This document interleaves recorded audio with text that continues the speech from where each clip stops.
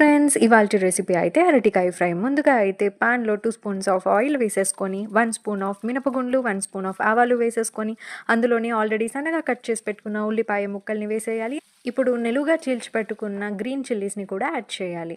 దాన్ని garlic flavour కోసం add చేశారంటే వావ్! ఆ స్మెల్లే వేరే లెవెల్. ఇప్పుడు కాస్త పసుపు, ఉప్పు యాడ్ చేసేసుకోండి. ఆల్రెడీ మనం సన్నగా కట్ చేసి పెట్టుకున్న అరటికాయ ముక్కల్ని ఇందులో వేసేసి కిందకి, పైకి, పైకి కిందకి అంటూ 2, 3 సార్లు అటు ఇటు చేశారంటే దట్స్ ఇట్. అది ఎర్రగా మాడిపోతుంది. సారీ, మాడిపోదు, ఫ్రై అవుతుంది.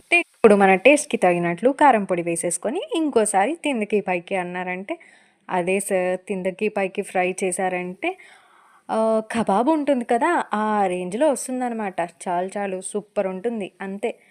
ఫినిష్ అయిపోయినట్లే. ఇంక దాన్ని స్టవ్ ఆఫ్ చేసేసి సర్వింగ్ బౌల్‌లోకి తీసేసుకొని సర్వ్ చేసేసుకుంటే వేరే లెవెల్. బాగా ఎంజాయ్ చేసి తింటారు. టాటా.